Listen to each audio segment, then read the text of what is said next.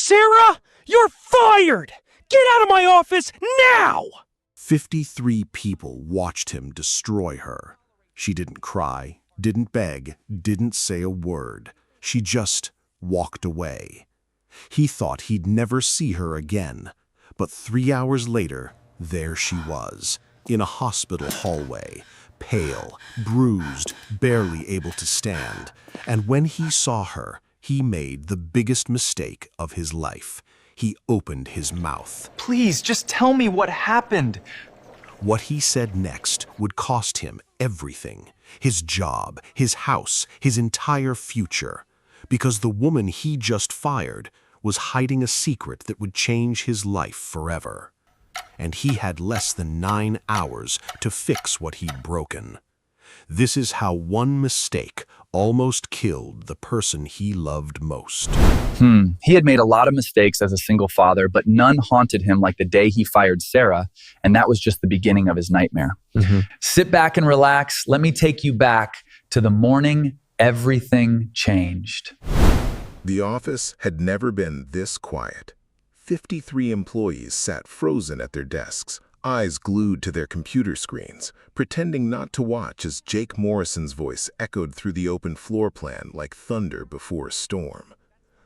Late again, Sarah. That's the 4th time this week. Sarah Chen stood in the center of the bullpen, her purse still on her shoulder, her hair slightly disheveled. Dark circles hung under her eyes like shadows. She opened her mouth to speak, but Jake raised his hand. Save it. I don't want to hear another excuse. God, she's beautiful even now, Jake thought, hating himself for noticing. Even exhausted, even looking at me like a monster, she's the most incredible woman I've ever seen. For 6 months, Jake had watched Sarah. The way she laughed at Terry's terrible dad jokes, the way she stayed late to help the interns, the way she brought homemade cookies every Friday and left them in the break room without taking credit. He'd memorized the exact shade of brown in her eyes, the way she tucked her hair behind her left ear when she was concentrating.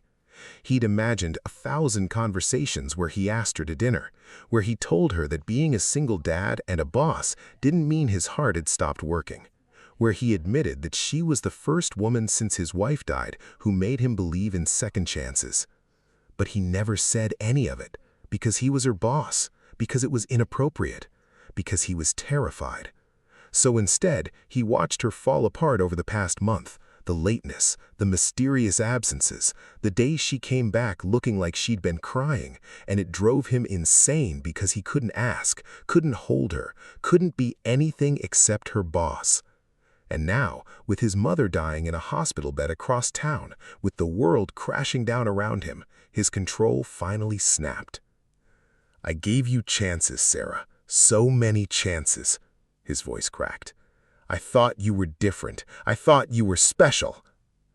I thought you could save me, he didn't say. Sarah's eyes glistened, her lips parted. For a moment, Jake thought she might finally tell him where she'd been, why she looked so broken. But then her jaw tightened, and he watched her pride slam down like a steel door. You're right, she whispered. I apologize for the inconvenience, Mr. Morrison. The formality was a knife to his chest. Clear out your desk, Jake said, turning away before he could see his eyes reddening. HR will email you the termination paperwork. The sound of Sarah packing her things was the loudest silence Jake had ever heard. Staplers and picture frames clicking into a cardboard box. 53 people holding their breath. When she walked past him toward the elevator, she paused at his desk. She set down a small card, handmade with colored pencils like his daughter would make. Jake didn't look at it. He didn't look at her. The elevator dinged, and Sarah Chen disappeared from his life. Jake arrived at 6 a.m., 2 hours before anyone else. He told himself it was to catch up on work, to review the quarterly reports, to do anything except think about his mother's labored breathing, or the way the oncologist had looked at him yesterday with those pitying eyes that said, weeks, not months. But his feet carried him straight to Sarah's desk. Empty. The little succulent she'd kept by her monitor, gone. The photo of her golden retriever wearing a birthday hat, Gone. Even the coffee mug stained with her favorite chai tea. Gone. Good. This is what you wanted. No more distractions, no more complications. His phone buzzed. His daughter Emma's school. Your mother is listed as emergency pickup. Given her current condition, please update your contact information. Right. Because Mom couldn't pick Emma up from kindergarten anymore. Because Mom could barely pick up a glass of water. Jake slumped into Sarah's chair. It still smelled like her perfume, something vanilla and warm. His hand brushed against something wedged between the desk and the partition. The card. He'd been too angry to look at it yesterday, too proud, too destroyed. The front had a hand-drawn garden with crayons, roses and daisies and little butterflies. Inside, Sarah's handwriting. I know how much she means to you. Everything will be okay soon. She's lucky to have a son who loves her so fiercely. S. Jake's hands started shaking. Mocking me, he muttered. Everything at the end, she's mocking me. Everything will be okay soon? His mother is dying. Nothing would be okay. How dare Sarah write platitudes when she'd been abandoning her responsibilities, abandoning him, right when he needed... He crumpled the card and hurled it into the trash can. Jake? Terry from accounting stood in the doorway, coffee in hand, staring. What? Jake snapped. You're sitting at Sarah's desk. Jake looked down. He was. Like a crazy person. Just clearing it for the new hire, he lied, standing abruptly. Get back to work. But there wouldn't be a new hire. Not really. No one made the office feel like Sarah did. No one remembered everyone's birthdays or knew that Jake took his coffee black with 1 sugar or left encouraging sticky notes on the interns when they stayed late. His phone rang. The hospital. Mr. Morrison, your mother's asking for you. Her oxygen levels dropped overnight. You should come now. Jake grabbed his keys, his wallet, his coat. He didn't see Terry fish the crumpled card out of the trash after he left. Didn't see Terry smooth it out, read it, and pause. Didn't see Terry pull out his phone and text the group chat. Guys, I think we made a terrible mistake. Jake's mother looked like a ghost. The woman who'd raised him alone after Dad left, who'd worked double shifts to pay for his college, who'd moved in to help with Emma after the accident that took his wife. She was disappearing into the white hospital sheets. Jakey, she whispered, her voice paper-thin. You look terrible. That's my line, Mom. He tried to smile, but his face wouldn't cooperate. Her frail hand found his. You fired her, didn't you? Jake's stomach dropped. How did you... A mother knows. You've been talking about Sarah for months. Sarah organized the charity drive. Sarah stayed late to help with the merger. Sarah brought me soup when I mentioned you were sick. She coughed, and Jake reached for the water cup. Then, yesterday, you came here angry at the world, so I knew. She was unreliable, Mom. I had no choice.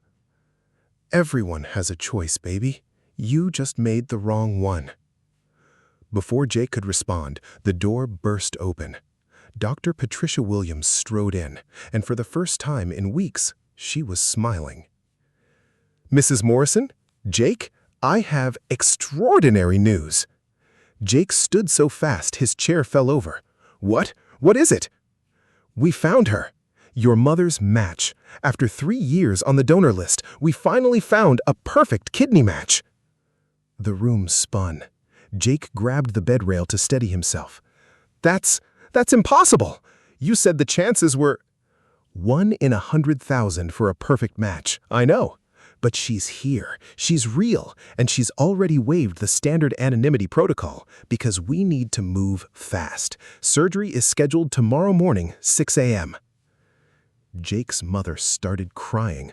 Real tears, the first he'd seen since his wedding day. Who? Jake breathed. Who is this person?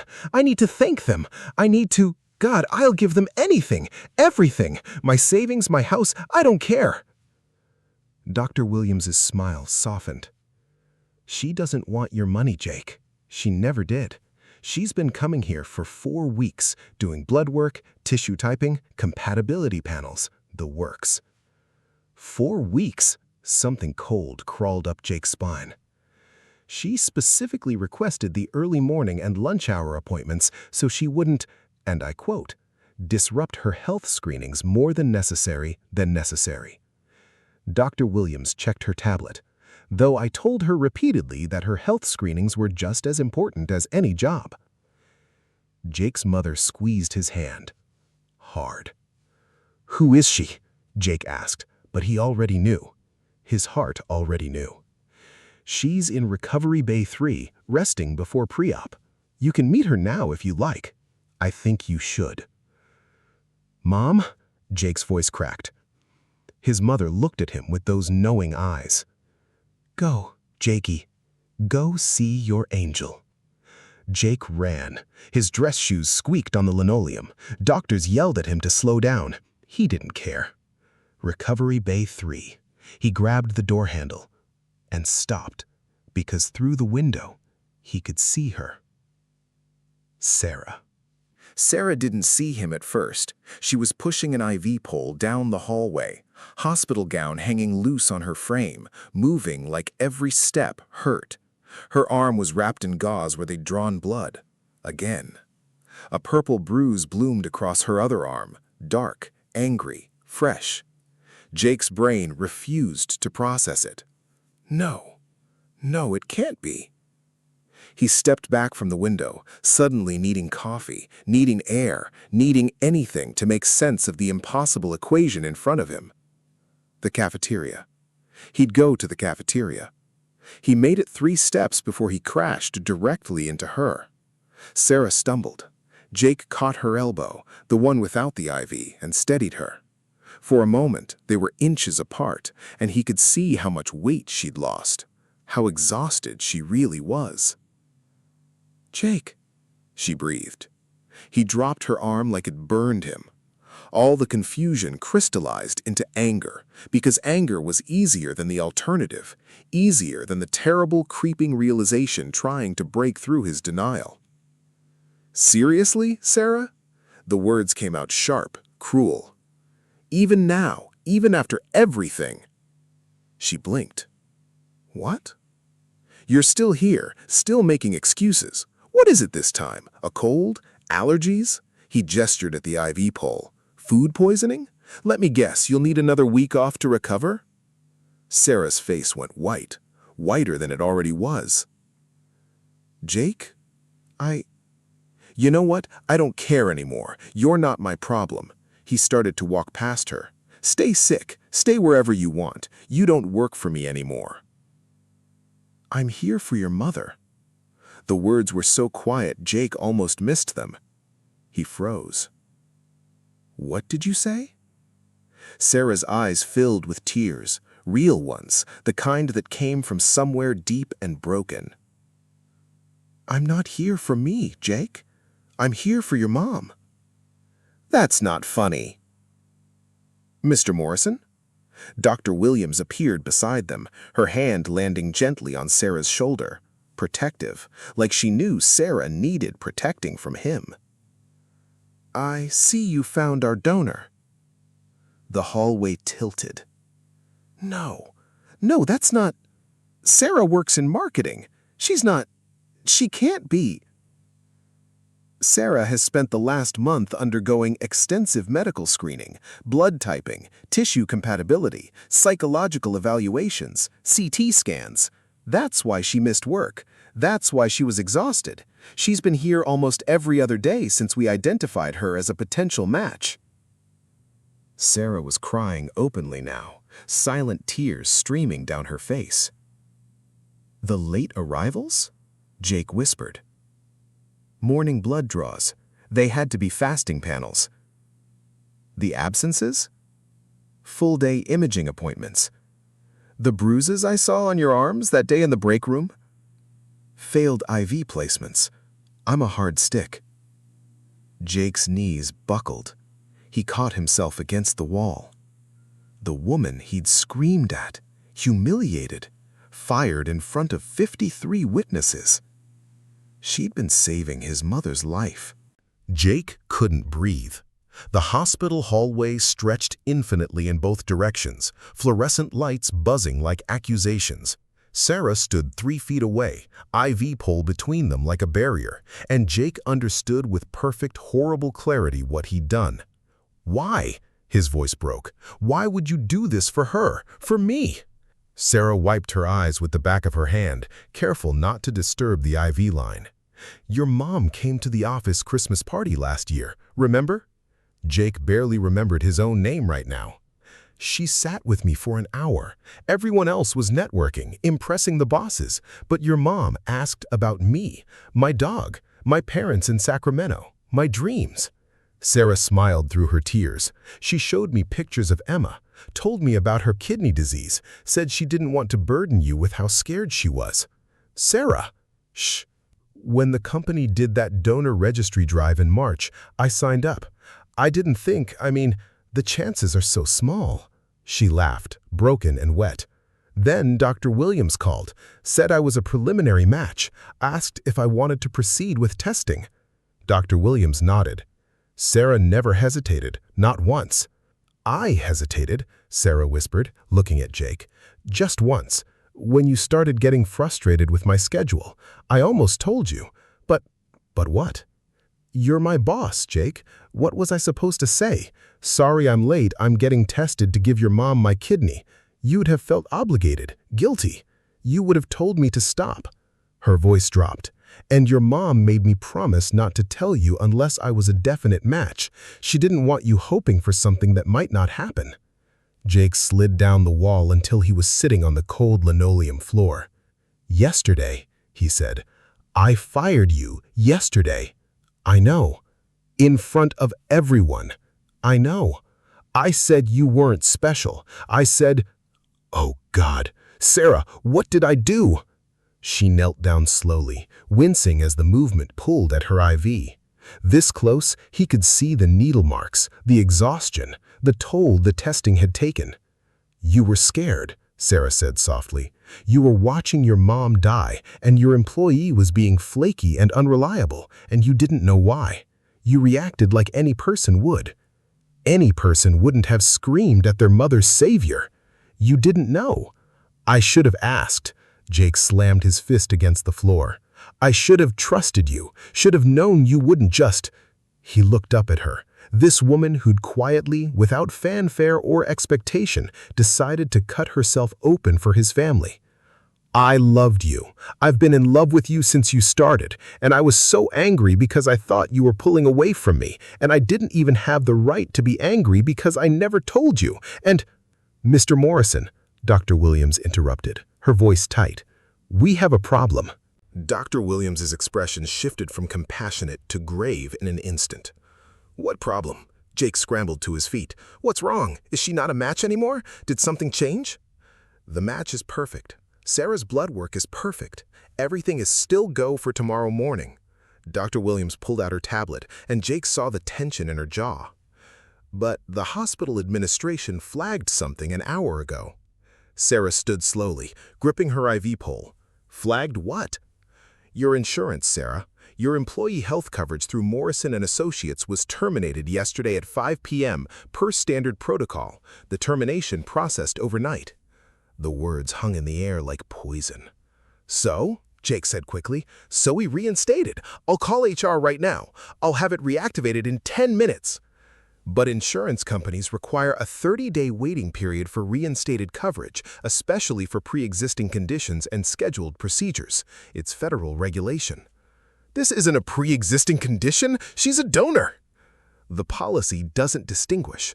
Donor procedures require coverage for potential complications, recovery, follow-up care. We're talking about major abdominal surgery, Jake. Sarah will need weeks of medical supervision." Sarah's hand went to her stomach unconsciously, protective. "What are you saying?" Jake's voice dropped to a whisper. Dr. Williams looked like she wanted to put her fist through a wall. "The ethics board met an hour ago. Without active insurance coverage, they won't authorize a living donor surgery. The liability is too high." "That's insane!" "That's policy. Unless," Dr. Williams hesitated, unless the donor can provide proof of alternative insurance or cash payment for potential medical costs. How much? Sarah asked quietly. For a living donor nephrectomy, including surgery, hospital stay, and 6 months of follow-up care? Dr. Williams's face was stone. The board is requiring a $150,000 deposit, cash, by midnight tonight, or we lose the surgical window. Sarah actually laughed, a sharp, broken sound. I have $3,000 in my savings account. I was going to use it for recovery expenses after the surgery, but... She looked at Jake, and she saw the exact moment her heart broke. I'm so sorry. I'm so sorry. I didn't think about the insurance. This is my fault, Jake said. His hands were shaking. This is my fault. I fired you. I killed my own mother. Jake, no! I did this. My ego, my stupidity. He turned to Dr. Williams, desperate. There has to be another way. Payment plans, medical loans, something. I've already explored every option. The board won't budge, not after the lawsuit last year. She put a hand on his shoulder. I'm sorry, Jake. I truly am. But without that deposit by midnight, I have to cancel the surgery. Jake looked at his watch. 2:47 p.m. 9 hours. He needed $150,000 in 9 hours, or his mother would die. And it would be because he destroyed the only person willing to save her. Jake ran, not away from the hospital, toward the parking lot, his keys already in his hand, his phone pressed to his ear. Riverside Luxury Auto, this is Marcus. Marcus, it's Jake Morrison. That offer you made on my Tesla last month, is it still good? Yeah, Mr. Morrison, but I'd need to reassess the... I'm coming right now. I need cash, today. How much can you give me immediately? A pause. Cash today? Maybe $45,000, but that's below market value. I'll be there in 15 minutes. He hung up and dialed again, driving one-handed, probably illegally, definitely dangerously. Premier Realty, this is... I need to sell my house. Emergency sale. Cash buyer. Today. Sir, that's not really how... My house is worth $520,000. I'll take $400,000 if someone can close by tonight. Can you do that or not? Let me call some investors. Give me 2 hours. Jake's third call was the hardest. Morrison and Associates, how may I? Terry, it's Jake. I need you to do something for me. 45 minutes later, Jake walked out of the dealership with a cashier's check for $47,000 and no car. He took an Uber to his real estate agent, signed papers he didn't read, and accepted an offer from a cash investor for $385,000, $135,000 below market value. His phone buzzed with the wire transfer confirmation at 6:23 p.m. He'd done it. $432,000 liquidated in 4 hours. But he wasn't finished. The Uber dropped him at his office building. The entire staff was still there at 6:30 p.m., which never happened. They stood in a cluster by Sarah's old desk, all 53 of them. Terry stepped forward. We got your message. Did you tell them? Everything. Jake looked at his employees, people he'd worked with for years, people who'd watched him humiliate Sarah yesterday. I'm a bastard. Sarah Chain has spent the last month trying to save my mother's life, and I fired her for it. I screamed at her, destroyed her in front of all of you, and now my mother might die because I terminated Sarah's insurance. Someone gasped. Others pulled out their phones, texting, whispering. I've sold my car and my house to pay for the surgery. It's handled, but I need your help with something else. Jake picked up an empty box, the same kind Sarah had packed yesterday.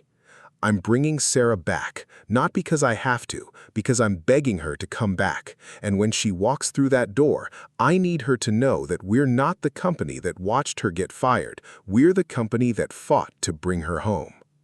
What do you need? Terry asked. Help me make this right.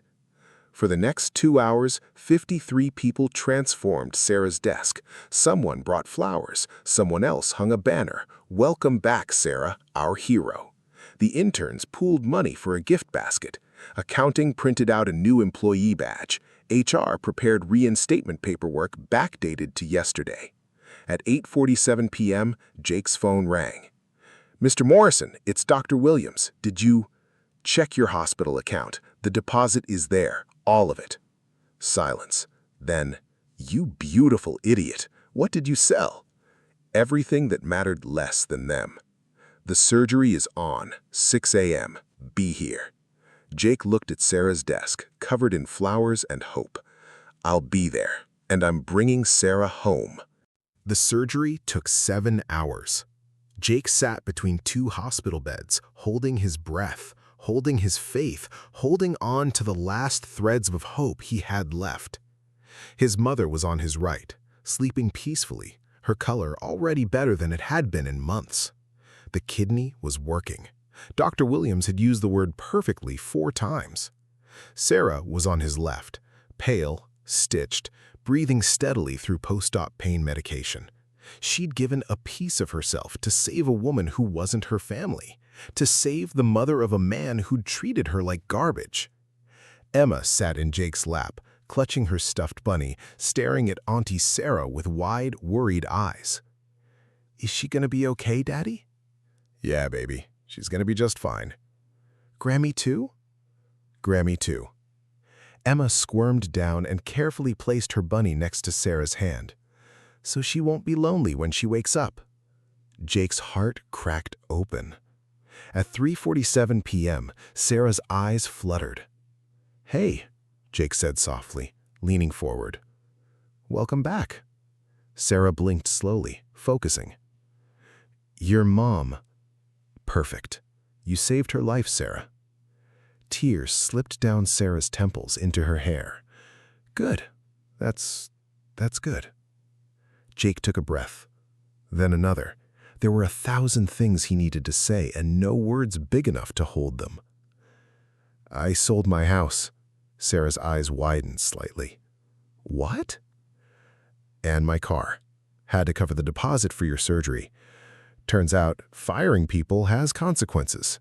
He tried to smile, but it came out broken. "I'm staying at Terry's place until I figure things out. He has a pull-out couch and opinions about my life choices." "Jake, you didn't have to." "Yes, I did. Sarah, I destroyed everything because I was too proud and too scared to just ask you what was wrong. Too scared to tell you." He stopped, his voice fracturing. "Tell me what?" "That I've been in love with you since the day you interviewed, when you told me you believed companies should be families, not machines, when you laughed at my terrible joke about quarterly reports." Jake's hands trembled.